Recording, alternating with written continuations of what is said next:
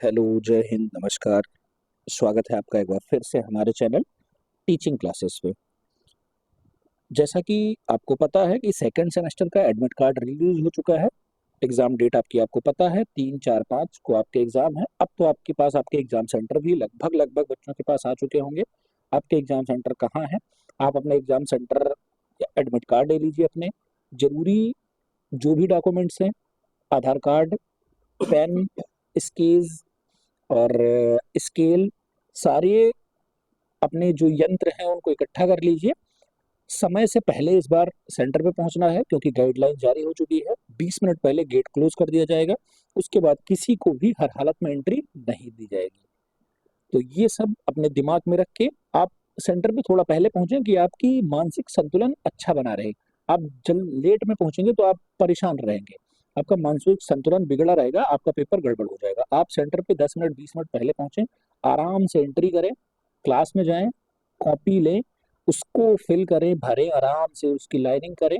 सब कुछ करने के बाद आप बैठ जाएं। जब आपको पेपर मिले, पेपर को आराम से स्टार्ट करें। आराम से पहले पेपर बहुविकल्पीय क्वेश्चन पढ़ें, फिर अति लघु उत्तरीय क्वेश्चन करें, फिर लघु उत्तरीय क्वेश्चन करें। पूरे पेपर को एक ऑर्डर में करें, जैसे कॉपी लिखनी है। हमने एक वीडियो दी है आपको कॉपी लिखने के तरीके की, उसी तरह से क्वेश्चन को करें। उस तरह से करने का फायदा ये है कि आप जब आपका एग्जामिनर आपकी कॉपी चेक करेगा तो उसको पता है कि अभी 1 नंबर के क्वेश्चन चल रहे हैं, हमें यहाँ पे 1 नंबर देना है।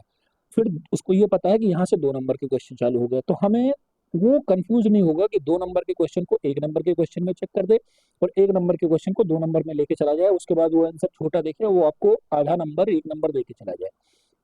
हमें एक ऑर्डर में लिखना है जिससे हमारा एग्जामिनर उसके सामने पूरी चीजें क्लिस्टर क्लियर रहे, साफ साफ रहे कि हाँ ये यहाँ से लेके 1 से लेके 20 तक या 25 तक 30 तक 1 नंबर के क्वेश्चन थे, हमें 1 नंबर के चेक करने हैं। इसके बाद 2 नंबर के क्वेश्चन थे। समझ में आया? इत्मीनान से बहुत आराम से पेपर करिए, पेपर आपके बहुत अच्छे जाएंगे। और हमने मैथ्स की वीडियो दी थी, बहुत अच्छा आप लोग देखिए, लगातार उससे देखिए, बहुत फायदा होगी आपको। मैथ्स के साथ साथ एक वीडियो हमने एसएसटी और जो 2 पेपर पहले पेपर थे, वर्तमान भारतीय समाज एवं प्रारंभिक शिक्षा और वर्तमान भारतीय समाज के नवीन प्रयास, इन तीनों की एक वीडियो दी थी। वो वीडियो आपके एग्जाम के दृष्टिकोण से बहुत ही ज्यादा इंपॉर्टेंट है। 28 से 30 या 35 मिनट की वीडियो है। आप उसको चलते चलते रास्ते में भी लगा के ईयरफोन सुन सकते हैं। उससे आपकी बहुत सारी चीजें क्लियर हो जाएंगी। ये विज्ञान की लास्ट वीडियो है, ये मैराथन वीडियो रहेगी। हम इस वीडियो में चाहेंगे कि आपके लगभग, या कोशिश करेंगे कि आपके लगभग समस्याएं दूर हो जाएं। ज्यादातर क्वेश्चन हो सकता है इसी वीडियो से आपके फंस जाएं, विद डिक्टो ऑप्शन फंस सकते हैं। आप लोग ये वीडियो आराम से देखें। पीडीएफ के लिए टेलीग्राम जरूर ज्वाइन कर लें, ये पीडीएफ हम टेलीग्राम पे प्रोवाइड करवा देंगे। आप 10 से 5 मिनट में पूरी पीडीएफ रिवाइज कर सकते हैं। तो टेलीग्राम जरूर से जरूर ज्वाइन करें, चैनल को सब्सक्राइब करें, लाइक करें, शेयर करें अपने दोस्तों में। ऐसे ही क्लासेस आपको प्रॉपर वे में मिलती रहेंगी। फर्स्ट सेमेस्टर सेकंड सेमेस्टर आपका जैसे ही खत्म होगा, फर्स्ट सेमेस्टर और थर्ड सेमेस्टर की क्लासेस चालू हो जाएंगी। क्लासेस आपको लगातार मिलती रहेंगी। चलिए शुरू करते हैं विज्ञान की मैराथन, मैराथन, महामैराथन या फाइनल वीडियो, जो आप कहना चाहें। एक वीडियो आपको बैक नहीं लगने देगी, इस बात की तो गारंटी है कि आपको बैक नहीं लगने देगी और आपके परसेंट को भी जरूर से जरूर इंक्रीज करेगी। शुरू करते हैं। एक चीज का इस बार फायदा है आपको कि आपके 4 पेपर, जो आपके 4 पेपर हैं, साइंस, एसएसटी, वर्तमान शिक्षा के नवीन प्रयास, और एक जो है वर्तमान भारतीय एवं प्रारंभिक शिक्षा, इन चारों में क्वेश्चन मिलते जुलते हैं। जैसे ये साइंस का क्वेश्चन था, भारत के पहले अंतरिक्ष यात्री, आपने इसको जीके में भी पढ़ा है, एसएसटी में भी पढ़ा है, कई जगह पढ़ा है कि भारत के पहले अंतरिक्ष यात्री कौन थे। तो जो भारत मूल के पहले अंतरिक्ष यात्री थे, या भारत के पहले अंतरिक्ष यात्री थे, कौन से? ये राकेश शर्मा जी थे। कौन थे? राकेश शर्मा जी भारत के पहले अंतरिक्ष यात्री थे। ठीक है, चलिए नेक्स्ट क्वेश्चन चलते हैं और अगले क्वेश्चन को आराम से देखेंगे। अब देखिए, ये क्वेश्चन ज्योग्राफी का है, आपको एसएसटी में भी मिलेगा। सुनामी किसे कहते हैं, या सुनामी का निर्माण कैसे होता है, या भूकंप का निर्माण कैसे होता है, और ये क्वेश्चन आपको साइंस में मिल रहा है। ठीक है, सुनामी का निर्माण कैसे होता है, क्या कह रहा है? सुनामी का निर्माण होता है। सुनामी का निर्माण कब होता है? पृथ्वी की प्लेट आपस में, जब नीचे की प्लेटें आपस में खिसकती हैं, तभी सुनामी आती है। क्या? जब आपस नीचे की प्लेटें जो है हमारी पृथ्वी की वो आपस में खिसकती हैं, तब क्या आता है? तभी सुनामी आता है। तो क्या हो जाएगा? सुनामी का निर्माण कैसे होगा? पृथ्वी की प्लेट खिसकने से सुनामी का निर्माण होता है। इस वीडियो में कुछ आपको बहुविकल्पीय क्वेश्चन मिलेंगे, कुछ अतिलघु उत्तरीय क्वेश्चन मिलेंगे और कुछ लघु उत्तरीय क्वेश्चन मिलेंगे। मतलब पूरे पेपर का फॉर्मेट जैसे ही फॉर्मेट में पेपर आता है उसी फॉर्मेट में आपको ये वीडियो पूरी मिलेगी, पीडीएफ आपको मिलेगी, वीडियो मिलेगी और अच्छे से एक्सप्लेन किया गया है। अपनी भाषा में लिखने की कोशिश की गई है कि आप अपने भाषा में कैसे लिख सकते हैं लघु उत्तरीय क्वेश्चन, अतिलघु उत्तरीय क्वेश्चन कैसे आप भाषा में बना के लिख सकते हैं। अगला क्वेश्चन है विटामिन सी का रासायनिक नाम। अगला क्वेश्चन हमारा है कि विटामिन सी का रासायनिक नाम। अब विटामिन के रासायनिक नाम आपसे पूछेंगे या फिर आपसे पूछेगा कौन सा विटामिन जल में घुलनशील है, कौन सा विटामिन वसा में घुलनशील है। तो विटामिन को हम लोग क्लियर करते हैं। देखिए एक ट्रिक है क्या कि EDA इसको क्या बोलते हैं? कीड़ा। कीड़ा किसमें घुलनशील है? ये वसा में घुलनशील है। किसमें घुलनशील है? वसा में घुलनशील विटामिन कौन सी है? कीड़ा। KEDA कीड़ा। कीड़ा क्या है? वसा में घुलनशील है। कीड़ा हमारा क्या है? तो कीड़ा हमारा वसा में घुलनशील है। इसके बाद बचा विटामिन कौन सा? तो बी और सी। बी क्या? सी क्या होती है? पानी में है। क्या है? पानी में है। आपने भैंस सुना होगा, भैंस, BC भैंस कहाँ रहती है ज्यादातर? उसको पानी अच्छा लगता है, तो भैंस कहाँ गई? पानी में। BC पानी में हो गया। ठीक है। अब क्या कहता था?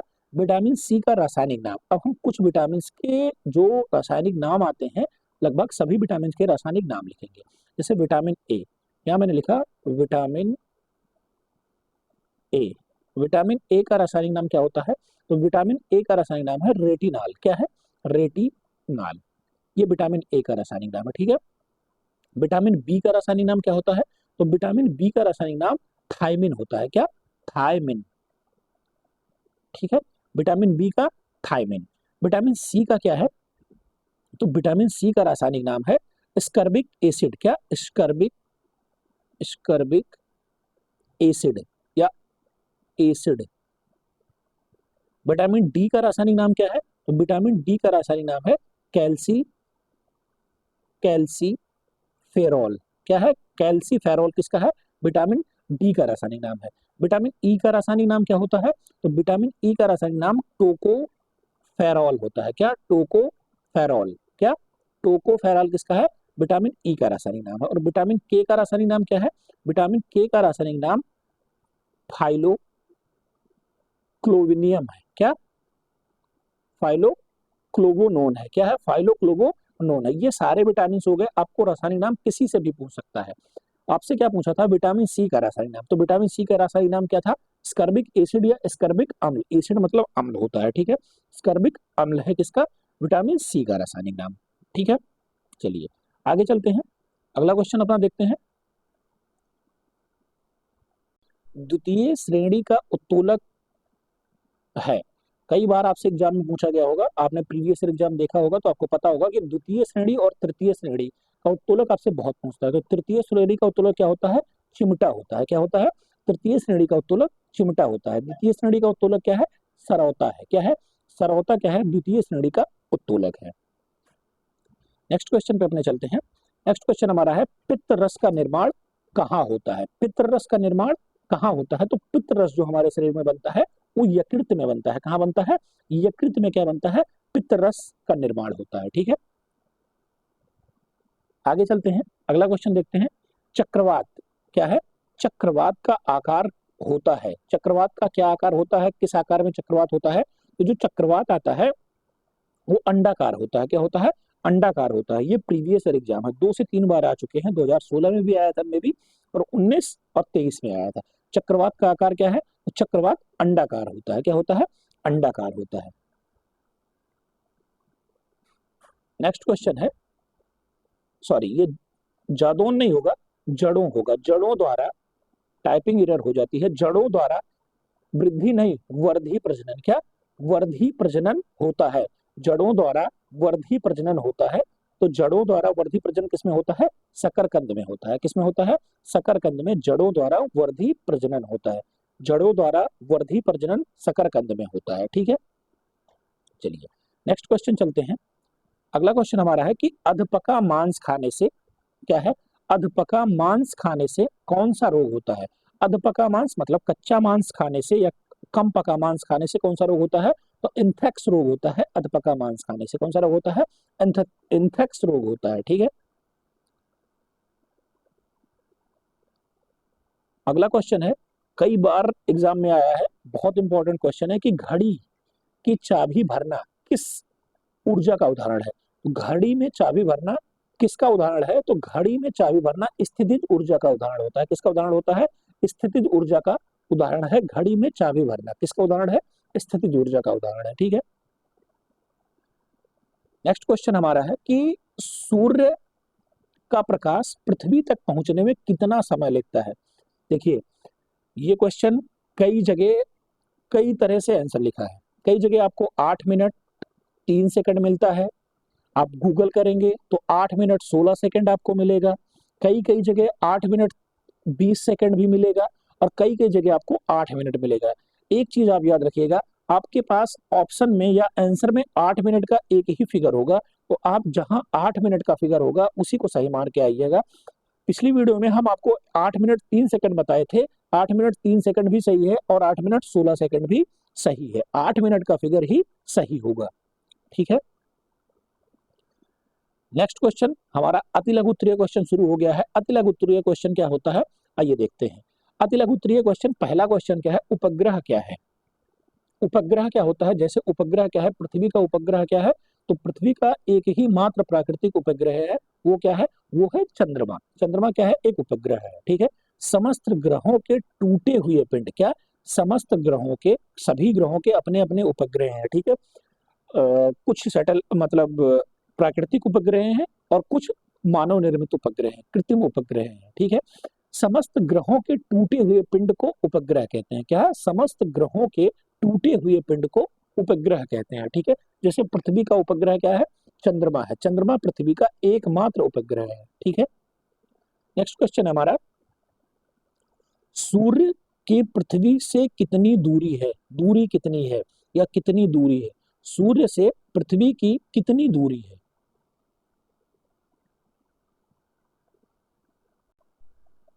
पृथ्वी दूरी कितनी है? तो सूर्य से पृथ्वी की दूरी कितनी है? तो सूर्य से पृथ्वी की दूरी 14.96 करोड़ किलोमीटर है। कितनी दूरी है? 14.96 करोड़ किलोमीटर दूरी कितनी है? किसकी है? सूर्य से पृथ्वी की दूरी है। सूर्य से पृथ्वी तक प्रकाश पहुंचने में कितना समय लेता है? 8 मिनट। और जितने भी सेकंड आपके ऑप्शन में मिल जाएगा, 3, 16, 20 जो भी मिल जाएगा हम वही मार देंगे। 3, 16, 20 अगर हम लिखेंगे तो 8 मिनट 16 सेकंड लिखेंगे। ठीक है, नेक्स्ट क्वेश्चन पे चलते हैं अपने। नेक्स्ट क्वेश्चन हमारा है, संतुलित आहार किसे कहते हैं? हमें संतुलित आहार क्यों लेना चाहिए? संतुलित आहार किसे कहते हैं? संतुलित आहार का अर्थ है, आहार का अर्थ उस आहार से है जो शरीर में आवश्यकता अनुसार सभी पोषक तत्वों को प्रदान करता है।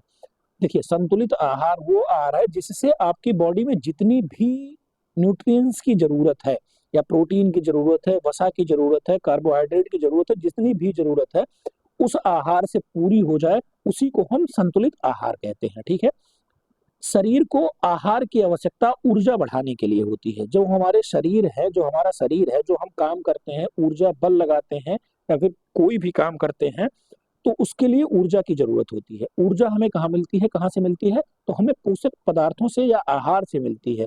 जो हम संतुलित आहार लेते हैं उसी से हमें ऊर्जा मिलती है। शरीर के निर्माण के लिए, शरीर की क्रिया के लिए होता है। ऊर्जा की जरूरत क्या है? हमारा शरीर में, हमारे शरीर का विकास होगा, निर्माण होगा, हम किसी कार्य को करने के लिए सक्षम होंगे। ये सब किससे मिलता है? ये सब हमें संतुलित आहार से मिलता है। इसलिए हमें संतुलित आहार लेना बहुत जरूरी है। हमें किसी प्रकार की बीमारी ना हो, हमें बीमारियों से लड़ने की क्षमता हमें हमारे संतुलित आहार से मिलती है। हमारे भोजन में हर चीज की जरूरत होती है। फैट की भी जरूरत है आपको, वसा की भी जरूरत है और प्रोटीन की भी जरूरत है। हर चीज की आपके शरीर में जरूरत है, ये हमें संतुलित आहार से मिलता है। ठीक है, चलिए नेक्स्ट क्वेश्चन चलते हैं, अगला क्वेश्चन देखते हैं। अगला क्वेश्चन हमारा है, सौर्य मंडल क्या है? सौर्य मंडल क्या है? तो सूर्य के परिवार को क्या, तो सूर्य का पूरा परिवार है, तारे हैं, ग्रह हैं, उपग्रह हैं, बहुत सारे उल्का पिंड हैं, इनको क्या कहते हैं, सौर्य मंडल कहते हैं। सूर्य के परिवार को क्या कहते हैं, सौर्य मंडल कहते हैं, जिसमें कुल 8 ग्रह हैं। कितने ग्रह हैं, 8 ग्रह हैं। इसमें पुच्छल तारा है, उल्का पिंड है, बहुत सारी चीजें हैं, उसका पूरा परिवार है। सूर्य का पूरा परिवार सौर्य मंडल कहलाता है। क्या कहलाता है, सौर्य मंडल कहलाता है। ठीक है, अगला क्वेश्चन हमारा है, मृदा अपरदन क्या है। आप इसको ज्योग्राफी में भी पढ़ेंगे, मृदा अपरदन क्या है। तो मृदा अपरदन क्या होता है, मिट्टी एक स्थान से दूसरे स्थान पे चली जाती है। क्या होती है, पानी का बहाव होता है, तो मिट्टी एक स्थान से दूसरे स्थान पर का जाना ही मृदा अपरदन कहलाता है। क्या, मृदा का एक स्थान से दूसरे स्थान पर जाना ही, ये जाने को मृदा अपरदन कहते हैं। मृदा अपरदन वही है जिससे पानी का बहाव हो तो मिट्टी बह जाती है, इधर से उधर मिट्टी बह जाती है, उसी को क्या कहते हैं, मृदा अपरदन कहते हैं। ठीक है, इनके रोकथाम के लिए सबसे जरूरी है पौधों पौधों को लगाएं, पेड़ पौधों को लगाएं, तो क्या हो जाएगा, मृदा अपरदन कम हो जाएगा। ठीक है, चलिए नेक्स्ट क्वेश्चन पे चलते हैं। अगला क्वेश्चन देखते हैं कि जल प्रदूषण के मुख्य कारण क्या है। अब जल प्रदूषण के मुख्य कारण बहुत सारे हैं। आपको पता होगा कि जल प्रदूषण कहाँ कहाँ से हो सकता है। जल प्रदूषण जो फैक्ट्रियां हैं उनके गंदे पानी जाते हैं, नाले में मिल जाते हैं, नदी में मिल जाते हैं, जल प्रदूषण होता है। जो हमारे वेस्टेज हैं वो भी नदी में जाके मिल जाते हैं, जल प्रदूषण हो रहा है। कारखानों से निकले हुए वेस्ट पदार्थ, कचरा नदी में जाता है, नदी का पानी दूषित हो जाता है, इसी से हमारे जल प्रदूषण होते हैं। जल प्रदूषण के प्रमुख कारण में कारखानों से निकलने वाला कचरा नदियों में बहा दिया जाता है, या बड़ी बड़ी फैक्ट्रियों से गंदा पानी नदियों में फेंक दिया जाता है। इससे क्या हो जाता है, जल प्रदूषण हो जाता है। ठीक है, जल प्रदूषण के प्रमुख कारण में बड़ी बड़ी फैक्ट्रियां, जो भी फैक्ट्रियां या फिर जैसे दवा की फैक्ट्री है, तो जो वेस्टेज केमिकल होता है ये उठा के नदी में फेंक दिया जाता है, जिससे क्या होता है, जल प्रदूषण हो जाता है। ठीक है, आगे चलते हैं, अगला क्वेश्चन देखते हैं, फसल चक्र क्या है। फसल चक्र, अब जो बच्चे या जो साथी हमारे गांव से होंगे उनको पता है कि फसल चक्र क्या होती है। फसल चक्र एक फसल के बाद दूसरे फसल को लगाना। ठीक है, एक फसल के बाद दूसरे फसल को लगाना, या फिर उस एक सीमित क्षेत्र को या खेत में फसल को चेंज करना, बार बार फसल को बदलना ही फसल चक्र कहलाता है। इससे क्या होता है, जो उसकी उर्वरा शक्ति होती है भूमि की, उस खेत की या उस क्षेत्र की, वो नष्ट नहीं होती है। जब हम दूसरी फसल लगाया करते हैं तो उसकी उर्वरा शक्ति बढ़ी हुई रहती है, बढ़ती रहती है, और या फिर बरकरार रहती है, छींड़ नहीं होती। हम एक खेत में एक ही फसल लगाएं बार बार तो क्या होती है, उसकी उर्वरा शक्ति कम हो जाती है, खत्म हो जाती है। क्या है, उसकी उर्वरा शक्ति कम है, होती है या खत्म हो जाती है।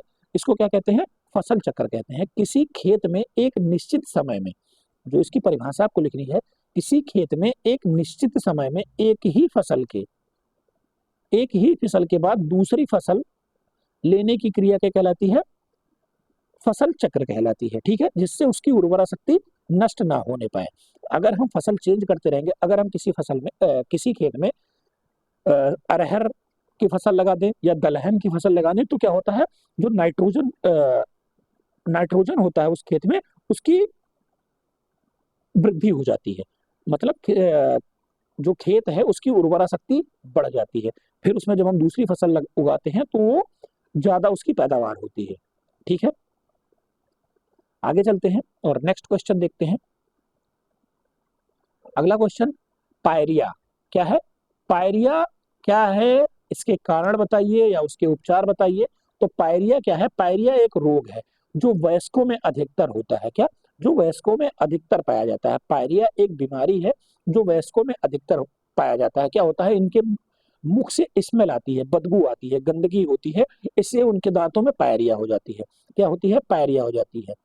इस रोग से दांतों में बदबू आने लगती है तथा मसूड़ों से रक्त बहने लगता है। क्या होता है, मसूड़े जो हैं आपके दांतों के ऊपर का जो आवरण है उससे खून बहने लगता है, रक्त बहने लगता है। धीरे धीरे दांत भी गिरने लगते हैं, और क्या होते हैं, आपके मुंह से लगातार बदबू आएगी, आपके दांत गिरने लगेंगे, आपके दांत से पानी आएगा, आपके मुंह में पानी लगेगा, ठंडा गर्म अलग अलग महसूस होगा। तो ये क्या होता है, पायरिया होता है।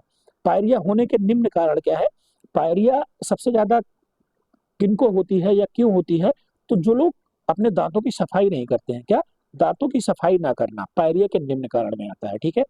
मसूड़ों का अस्वस्थ होना, आप मसूड़ों को अगर मालिश नहीं कर रहे हैं और उनका आप योग नहीं कर रहे हैं मसूड़ों का, तो आपको पायरिया हो जाएगी। आपके मसूड़ों से पानी निकलने लगेगा, मसूड़ों से स्मेल आने लगेगी, जिससे यही सब पायरिया के लक्षण है। इसके उपाय क्या है?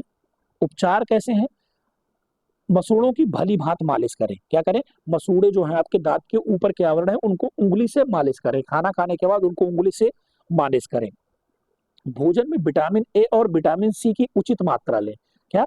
भोजन जब करें आप, तो उसमें विटामिन ए और विटामिन सी की उचित मात्रा लें, ठीक है। और क्या है, अगर आपको ये रोग होता है, आप रोगग्रस्त होते हैं, तो तुरंत आप डॉक्टर की सलाह लें। क्या करें? तुरंत आप डॉक्टर की सलाह लें और आपको डॉक्टर के अनुसार उपचार करना चाहिए, जिससे ये रोग से लड़ने की क्षमता आप में विकसित होती है, ठीक है। चलिए नेक्स्ट क्वेश्चन पे चलते हैं। नेक्स्ट क्वेश्चन अपना देखते हैं। अगला क्वेश्चन हमारा है कि मानव शरीर में हृदय का कार्य क्या है? क्या है? जो मानव का शरीर है उसमें हृदय का कार्य क्या है? तो मानव शरीर में हृदय का कार्य क्या है? मानव शरीर में हृदय का कार्य निम्न है। हृदय पंप की भांति कार्य करता है। क्या करता है? पंप की भांति हमारे शरीर में काम करता है तथा निरंतर रक्त को प्रवाहित करता है। लगातार इसमें से रक्त बहता रहता है, खून बहता रहता है। किससे? हृदय से, जो शरीर के सभी भागों में परिसंचरण होता है। हृदय के माध्यम से ही हमारे पूरे शरीर में खून का परिसंचरण होता है, रक्त का परिसंचरण होता है, ठीक है। रक्त को फेफड़े में शुद्ध होने के लिए वापस भेजना। हृदय का क्या काम है? जो हमारा रक्त है, अशुद्ध रक्त जाता है शरीर में, उसको फेफड़े में भेजता है शुद्ध होने के लिए, ठीक है। हृदय पंप की भांति कार्य करता है, निरंतर रक्त प्रभावित होता है, जो शरीर के सभी भागों में हृदय के द्वारा ही पूरे भाग में, पूरे शरीर में रक्त का परिसंचरण होता है। रक्त को फेफड़े में शुद्ध होने के लिए वापस भेजना, ये हमारे शरीर में हृदय का कार्य है। चलिए नेक्स्ट क्वेश्चन देखते हैं अपना। अगला क्वेश्चन हमारा है, फसल किसे कहते हैं और ये कितने प्रकार की होती है?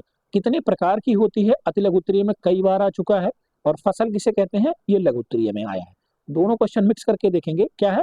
एक विस्तृत क्षेत्र में, क्या है? एक विस्तृत क्षेत्र में उगाए गए, क्या है? उगाए गए या उगाए गए एक ही जाति के पौधे या समूह को फसल कहते हैं। क्या? एक विस्तृत जगह है या एक खेत है, जहां जैसे ये खेत है, इसमें एक ही तरह के सारे पौधे लगा दिए गए, तो ये क्या हो गया? फसल हो गया। क्या हो गया? फसल हो गया। इसी को हम क्या कहते हैं? फसल कहते हैं। एक विस्तृत क्षेत्र में, भूभाग में एक ही जाति के पौधों के समूह को क्या कहते हैं? फसल कहते हैं। फसल मुख्यतः कितने प्रकार की होती है? तो फसल मुख्यतः 3 प्रकार की होती है। कितने प्रकार की होती है? 3 की प्रकार की। एक रबी की फसल, एक खरीफ की फसल और एक जायद की फसल। किसकी? रबी की फसल, खरीफ की फसल और जायद की फसल। एक एक उदाहरण देख ले रहे हैं, रबी की फसल की, खरीफ की फसल की और जायद की फसल की। देखिए जायद की फसल क्या होती है? जायद की फसल वो फसल होती है जो किसी और के सहारे चढ़ती हैं। जैसे आप इस समय जायद की फसल का मौसम है, क्या है? जैसे तरबूज है, तरबूज है, खरबूज है, ये सब क्या है? खीरा है, ये सब क्या है? जायद की फसल है। रबी की फसल में क्या आता है? गेहूं है, चना है, ये सब क्या है? रबी की फसल में आता है। वहीं खरीफ की फसल में क्या आता है? चावल। सबसे इंपॉर्टेंट, चावल खरीफ की फसल में आता है। एक उदाहरण आप लिख के चले आएंगे तो आपको नंबर एग्जामिनर जरूर देगा। रबी की फसल में गेहूं, चना, खरीफ की फसल में चावल और जायद की फसल में तरबूज, खरबूज, खीरा। एक ही क्षेत्र के, एक ही विस्तृत क्षेत्र में एक ही जाति के पौधे को उगाने को क्या कहते हैं? फसल कहते हैं, ठीक है। चलिए नेक्स्ट क्वेश्चन पे चलते हैं।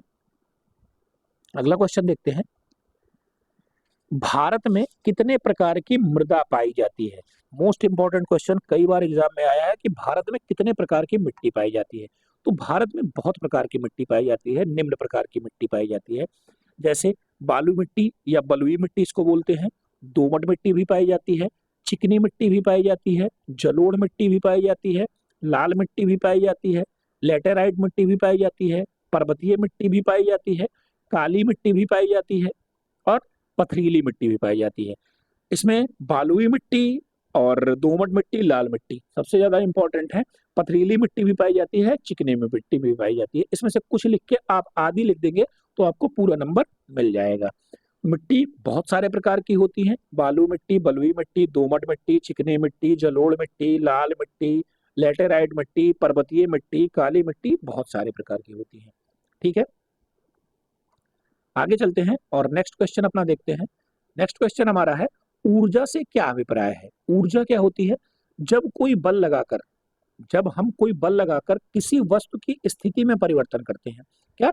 जब हम कोई बल लगाकर किसी वस्तु की स्थिति में परिवर्तन करते हैं, किया जाता है, तो हम उसे क्या कहते हैं? ऊर्जा कहते हैं। जब हम कोई बल लगाकर किसी वस्तु की स्थिति में परिवर्तन करते हैं तो उसे हम क्या कहते हैं? ऊर्जा कहते हैं। ऊर्जा का मात्रक क्या होता है?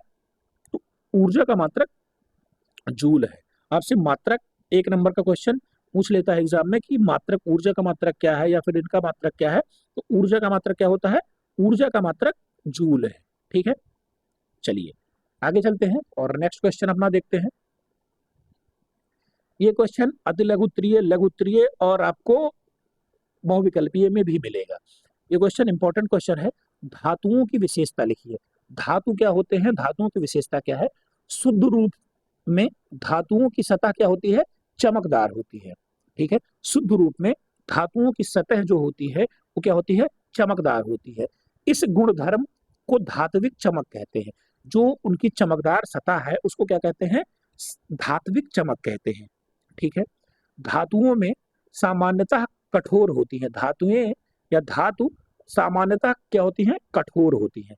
प्रत्येक धातु की कठोरता अलग अलग होती है। मतलब कोई धातु ज्यादा कठोर है, कोई धातु कम कठोर है, कोई धातु बहुत कठोर है, तो उनकी कठोरता क्या होती है?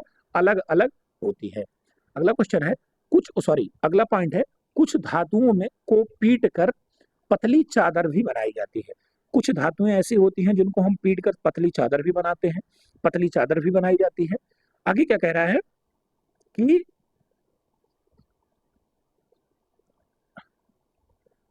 धातु को पतले तार के रूप में खींचने की क्षमता तन्यता कहलाती है।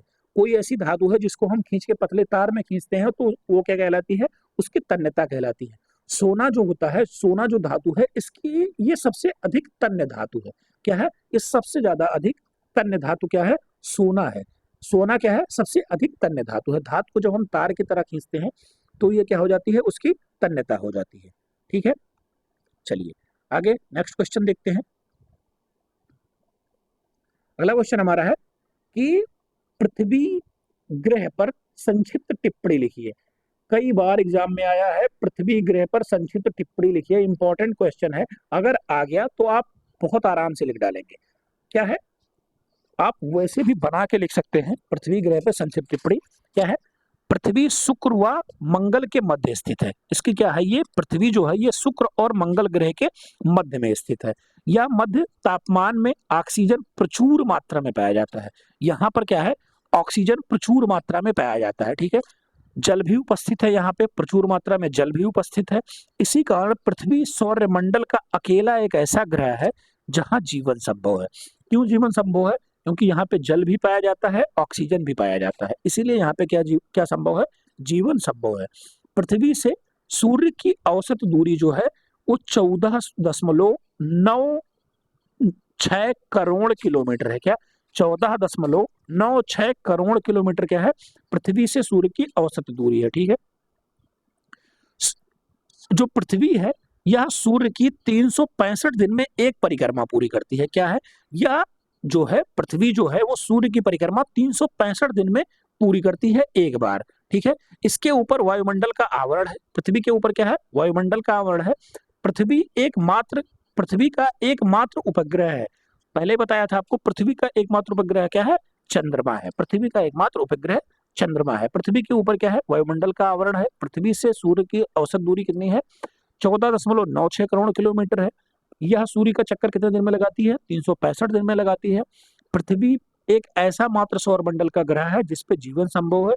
क्यों संभव है? क्योंकि यहाँ पे ऑक्सीजन प्रचुर मात्रा में है, जल प्रचुर मात्रा में उपस्थित है। समझ में आया? अगर आपको उपग्रह पृथ्वी ग्रह पर संक्षिप्त टिप्पणी लिखने का आ जाएगा तो आप आराम से लिख देंगे। अगला क्वेश्चन है, सौरमंडल के 8 ग्रहों का नाम लिखिए। अब ये क्वेश्चन आपसे ऐसे भी पूछ सकता है कि सौरमंडल में कितने ग्रह हैं। तो सौरमंडल में कुल 8 ग्रह हैं। कितने ग्रह हैं? 8 ग्रह हैं। पहला क्या है? जैसे बुध है, शुक्र है, पृथ्वी है, मंगल है, बृहस्पति है, शनि है, अरुण है और वरुण है। इसके पहले यम भी था, लेकिन 2006 या 2008 में उसको बाहर कर दिया गया था। कौन कौन बचा? बुध, शुक्र, पृथ्वी, मंगल, बृहस्पति, शनि, अरुण और वरुण।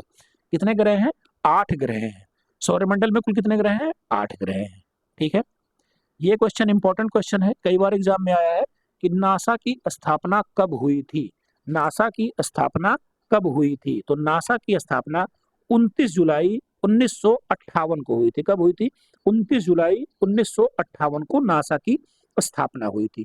ऐसे ही भारत का जो अंतरिक्ष संस्थान है, इसको क्या कहते हैं? तो इसको इसरो बोलते हैं। और अमेरिका के, इसको क्या बोलते हैं?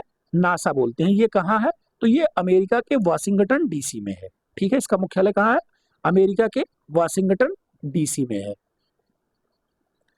अगला क्वेश्चन बहुत इंपॉर्टेंट क्वेश्चन है कि चंद्र ग्रहण कब होता है। ये क्वेश्चन आपसे अतिलघु उत्तरीय बहुविकल्पीय में पूछ लेता है कि चंद्र ग्रहण किस दिन होता है। तो चंद्र ग्रहण किस दिन होता है? ये पूर्णिमा के दिन होता है। पूर्णिमा के दिन क्या होता है? चंद्र ग्रहण होता है। चंद्र ग्रहण कैसे क्या होता है? जब सूर्य और चंद्रमा के बीच पृथ्वी आ जाती है। क्या? जब सूर्य और चंद्रमा के बीच पृथ्वी आ जाती है तो उस दिन क्या हो जाता है? चंद्र ग्रहण हो जाता है। उस दिन कौन सा दिन होता है? पूर्णिमा का दिन होता है। उसी दिन क्या होता है? चंद्र ग्रहण होता है। सूर्य ग्रहण क्या होता है? सूर्य ग्रहण अमावस्या के दिन होता है। किसके दिन होता है? अमावस्या के दिन होता है। जब सूर्य और पृथ्वी के बीच चंद्रमा आ जाए, क्या? जब चंद्रमा आ जाएगी तो क्या हो जाएगा? सूर्य ग्रहण हो जाएगा। और जब पृथ्वी आ जाएगी तो चंद्र ग्रहण हो जाएगा। क्या हो जाएगा? तब चंद्र ग्रहण हो जाएगा। ठीक है, आगे चलते हैं, अगला क्वेश्चन देखते हैं। अगला क्वेश्चन हमारा है कि नासा का पूरा नाम और नासा का मुख्यालय, हमने आपको क्या बताया था? Washington DC. स्थापना 29 जुलाई 1958। National Aeronautics and Space Administration, क्या? National Aeronautics and Space Administration, किसका फुल फॉर्म है?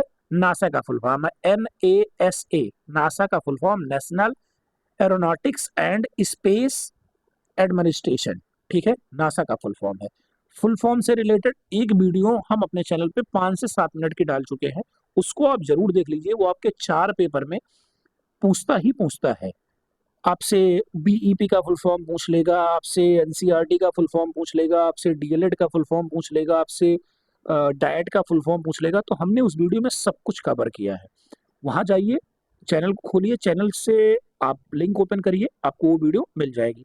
या तो फिर हम उस वीडियो की लिंक हम डिस्क्रिप्शन में पिन कर देंगे, वहां से आप लोग उसको डायरेक्ट देख सकते हैं। अगला क्वेश्चन अपना है कि जीवाश्म ईंधन किसे कहते हैं। जीवाश्म ईंधन क्या होता है?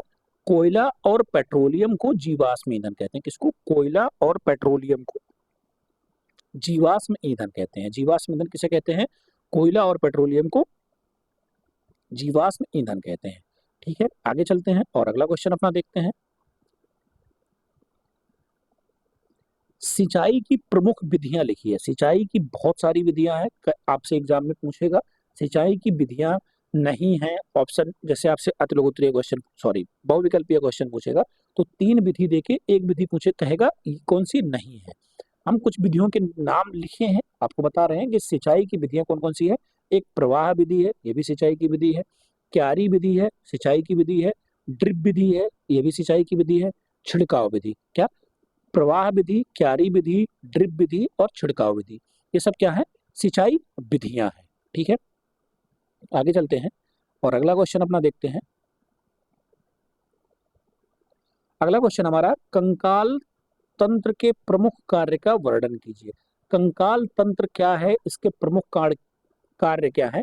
तो कंकाल तंत्र क्या है? जो हमारे बॉडी का ये हड्डी वाला स्ट्रक्चर है, ढांचा है, इसी को हम क्या कहते हैं? कंकाल तंत्र कहते हैं। यह क्या करता है? शरीर में, शरीर के को आकार प्रदान करता है।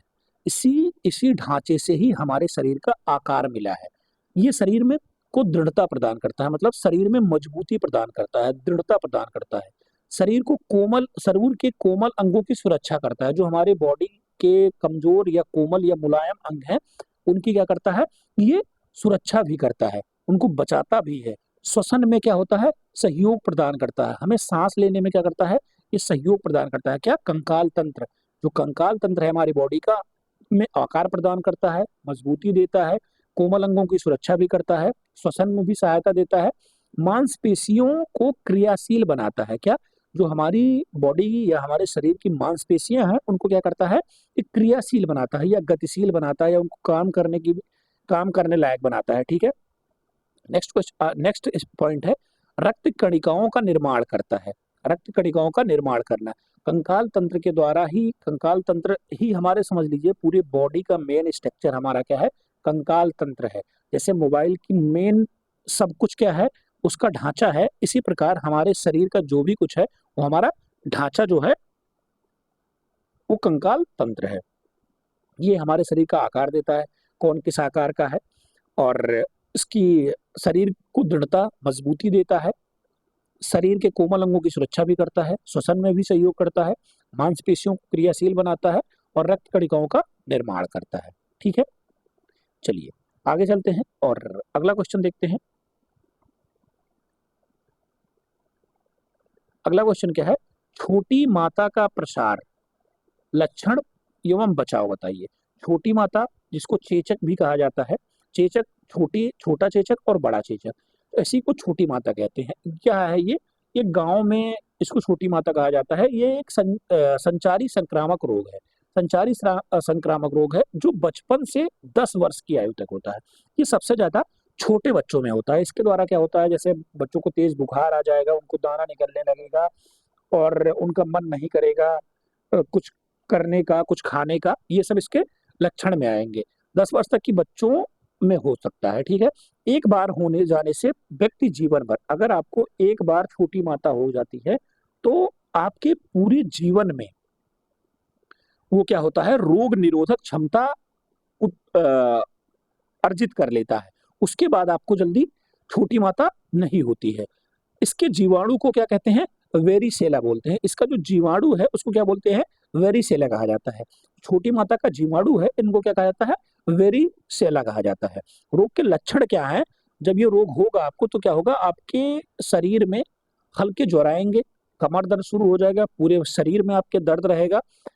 ज्वर मतलब बुखार आना शुरू हो जाएगा आपको, और ज्वर आने के 24 घंटे के अंदर, बुखार आ गया उसके 24 घंटे के अंदर आपके जो जितने भी संपर्क मार्ग हैं या संपर्क भाग हैं, उनमें क्या हो जाएंगे, छोटे छोटे दाने निकल आएंगे। क्या निकल आएंगे, छोटे छोटे दाने निकल आएंगे। इन दानों में 2 से 3 दिन में क्या हो जाएगा, पानी भर जाएगा। इन दानों में 2 से 3 दिन में पानी भर जाता है। आपको पहले क्या होगा, बुखार आएगा हल्का, कमर दर्द करेगा, पूरी बॉडी में पेन होगा। उसके बाद क्या होगा, आपको हल्के हल्के दाने निकल आएंगे, छोटे छोटे। फिर 2 से 3 दिन में इन दानों में पानी भर जाएगा, और फिर 6 से 7 दिन में यह दाने सूख कर पपड़ी बन जाते हैं। ठीक है, 6 से 7 दिन तक इसका प्रभाव होता है शरीर में। ये दाने सूख जाते हैं, फिर पपड़ी बन के अपने आप निकल जाते हैं। इसके बचाव के कारण क्या है, मतलब इसके बचाव कैसे कर सकते हैं हम, अगर ये रोग आपको प्रारंभ होने लगा तो तुरंत आप स्वास्थ्य अधिकारी या स्वास्थ्य अधिकारी जो है आपको वहां तुरंत सूचना दें। वहां आपको पूरा प्रिकॉशन दिया जाएगा, पूरी आपको गाइड किया जाएगा कैसे आपको बचना है। रोगी को अलग कमरे में रखें। अगर किसी को हो गया है तो उसको सबके साथ संपर्क में मत लाएं। ये छुआछूत बीमारी है, एक दूसरे से छुआछूत से भी फैलता है, तो उसको अलग कमरे में व्यवस्था कर देनी चाहिए। रोगी के थूक और बलगम, अगर किसी को छोटी माता होगी तो जो उसका थूक निकला या उसका जो बलगम निकला उसको क्या करना चाहिए, जलाकर नष्ट कर देना चाहिए। क्या कर देना चाहिए, जलाकर नष्ट कर देना चाहिए। ठीक है, रोगी जब ठीक हो जाए तो जो उसका कमरा है, उसका सामान है, तो उसको क्या करें, गर्म पानी से, साबुन से धुल के साफ कर दें। ये क्या है, उसके बचाव का, जिससे हम उससे बचाव कर सकते हैं। ठीक, उसकी अलग व्यवस्था कर दें, उसको लोगों से अलग कर दें, उसको ज्यादा लोगों से मिलने ना दें, नहीं तो ये संक्रामक रोग है, इधर उधर सबको फैल जाएगा। ठीक है, समझ में आया। चलिए आगे चलते हैं, अगला क्वेश्चन अपना देखते हैं। अगला क्वेश्चन हमारा है, न्यूट्रॉन की खोज किसने की थी। न्यूट्रॉन की खोज जेम्स चैडविक ने 1931 में की थी। किसने की थी? जेम्स चैडविक ने 1931 में न्यूट्रॉन की खोज की थी।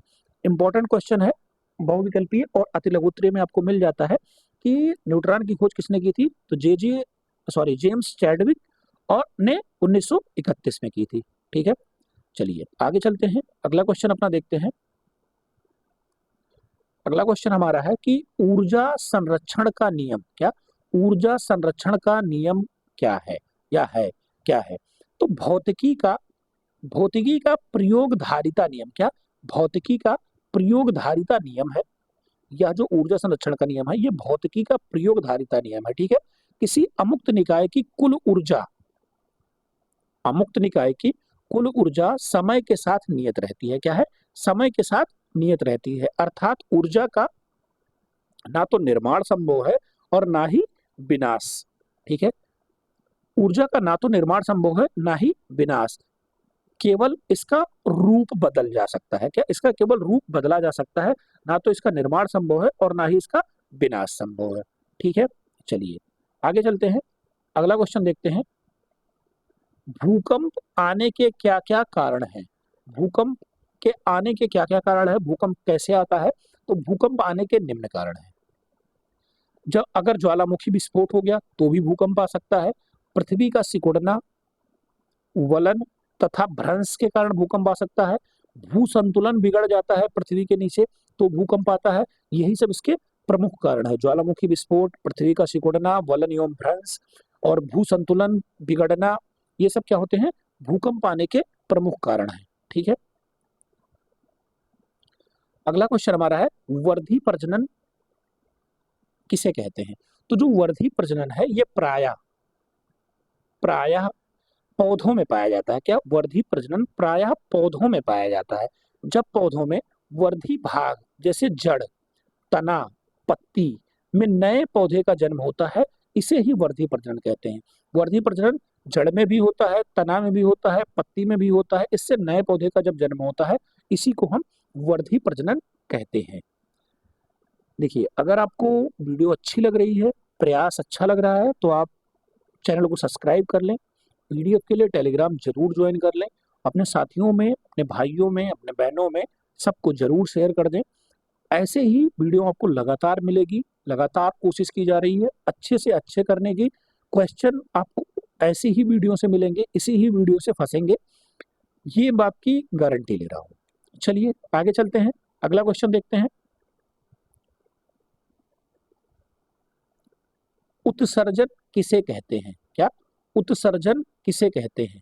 शरीर में उपापचय की क्रिया द्वारा शरीर में उपस्थित अवशिष्ट पदार्थों को, जो हमारे शरीर में जरूरत के पदार्थ होते हैं उनको, उनके बाद जो शरीर में बसता है उसको, अवशिष्ट पदार्थ को जो बाहर निकाला जाता है, शरीर से निकालने की क्रिया क्या कहलाती है? उत्सर्जन कहलाती है। क्या कहलाती है? इसी क्रिया को उत्सर्जन क्रिया कहते हैं। क्या कहते हैं? उत्सर्जन क्रिया कहते हैं। ठीक है, अगला क्वेश्चन हमारा है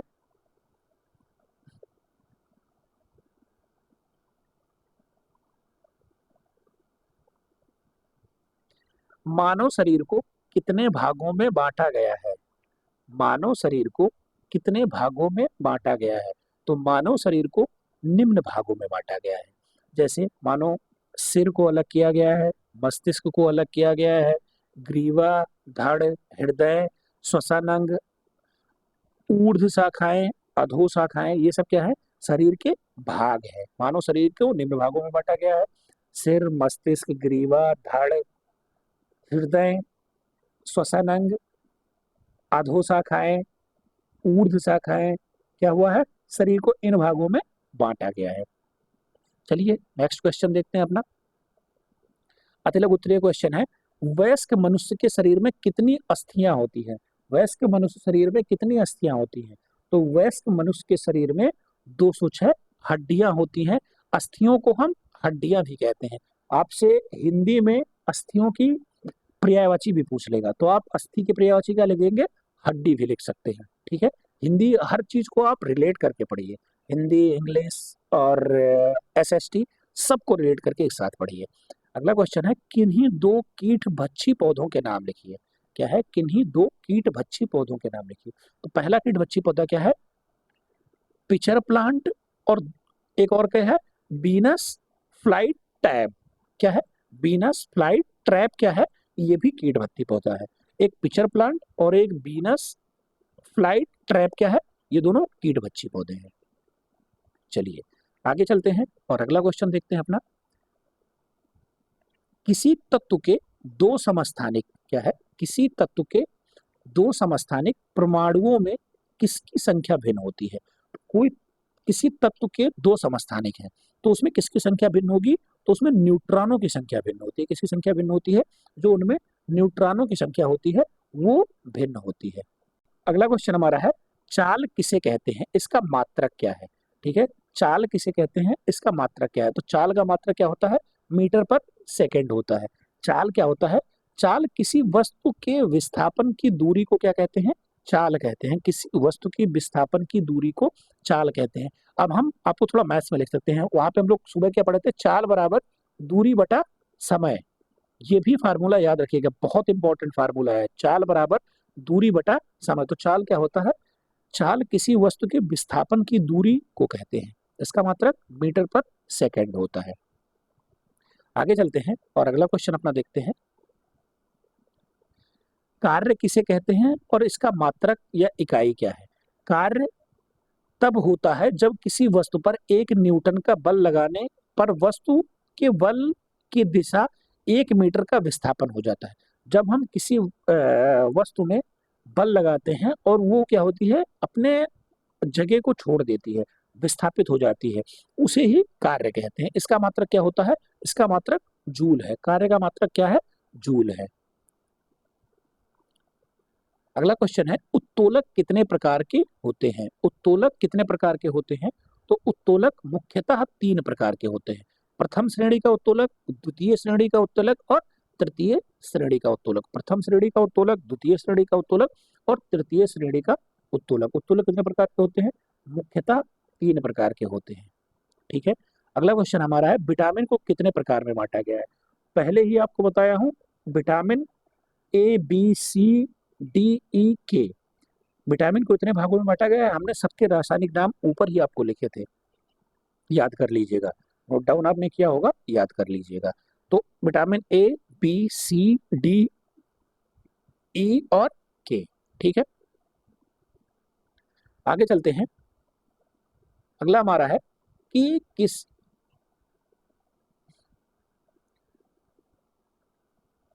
किसी एक ऐसे भोज्य पदार्थ का नाम बताइए जिसमें, जो मात्र जंतुओं में पाया जाता है।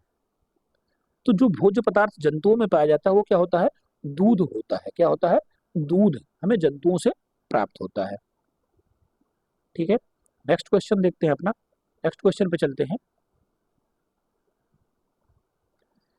शरीर वर्धक भोजन किसे कहते हैं।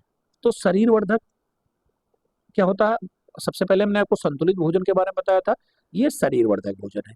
प्रोटीन युक्त भोजन को शरीर वर्धक भोजन कहते हैं। जो जिसमें प्रोटीन की मात्रा पर्याप्त होती है उसको शरीर वर्धक भोजन कहते हैं। ठीक है, आगे क्या है, न्यूट्रॉन की खोज किस वैज्ञानिक ने की थी। न्यूट्रॉन की खोज किसने की थी, तो न्यूट्रॉन की खोज जेम्स चैडविक ने की थी। किसने की थी, जेम्स चैडविक ने न्यूट्रॉन की खोज की थी। ठीक है, आगे क्या है, जीवाणुओं से होने वाले रोगों का नाम बताइए। जीवाणुओं से कौन कौन से रोग हो सकते हैं, तो आपको हैजा हो सकता है, निमोनिया हो सकता है। जीवाणु से कौन कौन से रोग होते हैं, हैजा है, निमोनिया है, ये सब जीवाणु से होते हैं। आगे चलते हैं, वनस्पति कोशिका और प्राणी कोशिका में 2 अंतर बताइए। वनस्पति कोशिका में क्या होती है, कोशिका भित्ति होती है। वनस्पति कोशिका में कोशिका भित्ति पाई जाती है, जबकि प्राणी कोशिका में कोशिका भित्ति नहीं पाई जाती है। वनस्पति कोशिका में क्लोरोप्लास्ट होता है और जबकि प्राणी कोशिका में नहीं होता है। क्या, क्लोरोप्लास्ट होता है जबकि प्राणी कोशिका में क्लोरोप्लास्ट नहीं होता है। ठीक है, आगे क्या है, समस्थानिक किसे कहते हैं, उदाहरण सहित बताइए। समस्थानिक एक ही तत्व के भिन्न भिन्न परमाणु जिनकी संख्या समान होती है लेकिन द्रव्यमान संख्या भिन्न होती है। एक ही तत्व के भिन्न भिन्न परमाणु जिनकी परमाणु संख्या समान होती है लेकिन द्रव्यमान भिन्न होता है, उन्हें क्या कहते हैं, समस्थानिक कहते हैं। जैसे क्या है, H1 H2H3, ये क्या है, हाइड्रोजन के 3 समस्थानिक हैं। ठीक है, आगे चलते हैं।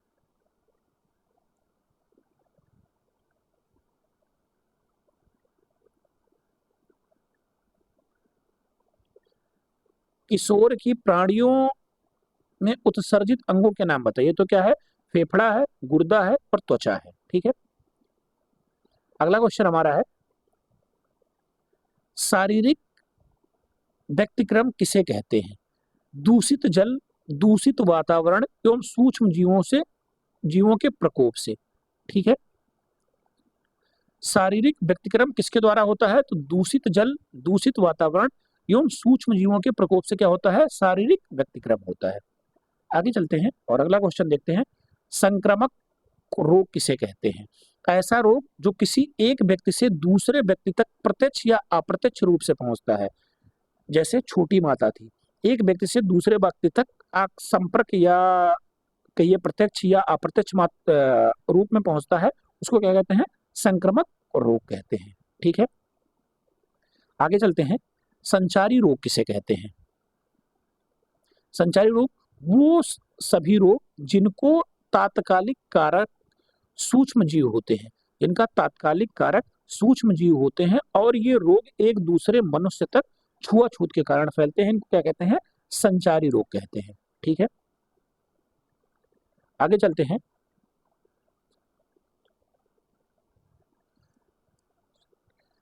संक्रामक रोग कितने प्रकार के होते हैं? तो संक्रामक रोग 2 प्रकार के होते हैं, एक सांसर्गिक और एक संचारी। ठीक है, मनुष्य को प्रतिदिन अपने भोजन में कितने पानी की आवश्यकता होती है? तो 1.5 से 2 लीटर पानी की आवश्यकता मनुष्य को प्रतिदिन होती है अपने भोजन में। अगला क्वेश्चन हमारा है, कुपोषण किसे कहते हैं? तो अपर्याप्त भोजन, अपर्याप्त पोषक या पोषण के कारण होने वाली स्थिति को क्या कहते हैं? कुपोषण कहते हैं। ठीक है, हमें पर्याप्त भोजन नहीं मिलता है, हमें पर्याप्त न्यूट्रिशन नहीं मिलता है, तो क्या होते हैं? बच्चे कुपोषित हो जाते हैं, उनको क्या कहते हैं? कुपोषण कहते हैं। घेंघा नामक रोग किस पौष्टिक तत्व की कमी से होता है? तो घेंघा आयोडीन की कमी से होता है, गले में बड़ा सा स्वेलन हो जाती है, बाहर निकल आता है, उसी को क्या कहते हैं? घेंघा रोग कहते हैं। ठीक है, आगे क्या है, भोजन के परिरक्षण की कौन सी विधियां हैं?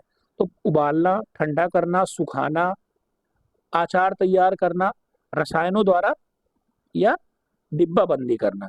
ठीक है, आगे चलते हैं, कुछ संक्रामक रोग के नाम बताइए। जैसे कुछ संक्रामक रोग जैसे हैजा है, टीबी है, खसरा है, टाइफाइड है, डिप्थीरिया है, पेचिस है, सुजाक है, पीलिया है, प्लेग है, चेचक है, कुकुर खांसी है, टिटनेस है, ये सब क्या है? ये सब संक्रामक रोग में आते हैं। ठीक है, आगे चलते हैं, यौगिक किसे कहते हैं? यौगिक 2 या 2 से अधिक तत्वों के निश्चित अनुपात में मिलकर नया पदार्थ जब बनाता है, उसे हम क्या कहते हैं? यौगिक कहते हैं। ठीक है, मिश्रण किसे कहते हैं? तो मिश्रण हमारा है 2 या 2 से अधिक पदार्थ निश्चित अनुपात में मिलकर क्या बनाते हैं? एक मिश्रण बनाते हैं। आगे क्या है, प्रतीक किसे कहते हैं? तो किसी वस्तु के नाम को कम से कम शब्दों में व्यक्त करना क्या कहलाता है? प्रतीक कहलाता है। जैसे पोटेशियम है, तो पोटेशियम को क्या कहते हैं? के कहते हैं। सोडियम है, इसको ए कहते हैं, क्या कहते हैं? एन ए कहते हैं। अगला क्वेश्चन है, पास पड़ोस में होने वाले परिवर्तन कितने प्रकार के होते हैं? पास पड़ोस में होने वाले परिवर्तन निम्न प्रकार के होते हैं, एक तीव्र मंद परिवर्तन होता है, अनुकूल प्रतिकूल परिवर्तन होता है, नियमित परिवर्तन होता है, अनियमित परिवर्तन होता है। ठीक है, आगे क्या है, मिट्टी पलट हल किस प्रकार का कोण बनाता है या कोण में काटता है? तो जो मिट्टी पलट हल है वो आयताकार कोण में कोण काटता है। ठीक है, आगे क्या है, परमाणु का आवेश क्या होता है? तो परमाणु का आवेश शून्य होता है, परमाणु का आवेश शून्य होता है। परमाणु संख्या क्या होती है? वह मूलभूत संख्या जो उस परमाणु के नाभिक में प्रोटॉनों की संख्या को बताती है, परमाणु संख्या कहलाती है। अगला क्वेश्चन है, परमाणु भार किसे कहते हैं? इसे ज्ञात करने का सूत्र बताइए। तो इसके सापेक्ष इसे आपेक्षिक परमाणु द्रव्यमान कहते हैं। परमाणु भार बराबर तत्वों के प्रत्येक परमाणु भार का औसत बटे कार्बन 12 के परमाणु भारों का औसत। ठीक है, आगे क्या है, परमाणु संख्या तरह परमाणु द्रव्यमान संख्या क्या है, तो परमाणुओं के द्रव्यमान को बताने वाला एकक है ये। संयोजकता किसे कहते हैं, कई बार एग्जाम में आया है, इंपॉर्टेंट है। किसी तत्व के परमाणु के वाहितम कोष में उपस्थित इलेक्ट्रॉनों की संख्या कहलाती है संयोजकता कहलाती है। जो उसका वाही कोष में उपस्थित इलेक्ट्रॉनों की संख्या है उसी को हम संयोजकता कहते हैं। ये इस वीडियो का आखिरी क्वेश्चन था। ये मैराथन वीडियो आपकी साइंस की है, बहुत क्वेश्चन आपके इस वीडियो से फंसेंगे। इसकी पीडीएफ के लिए टेलीग्राम जरूर ज्वाइन कर लें। टेलीग्राम पे मैं इसकी डिक्टो पीडीएफ आपको प्रोवाइड करवा दूंगा, वहां से पीडीएफ से रिवीजन करिए। एक बार आप वीडियो नॉर्मल मोड में देखिए, एक बार वीडियो मल्टीप्लाई 2x में देखिए, एक बार और 2x में कहीं चलते टाइम देखिए। आपके एग्जाम बहुत आराम से क्लियर हो जाएंगे। पैनिक होने की जरूरत नहीं है, परेशान होने की जरूरत नहीं है। आराम से एग्जाम दीजिए, आराम से लिखिए। बेस्ट ऑफ लक, लगातार तैयारी आप लोग करते रहिए। मिलते हैं अगली वीडियो में, तब तक के लिए धन्यवाद। जय हिंद, आप अपना ख्याल रखिएगा।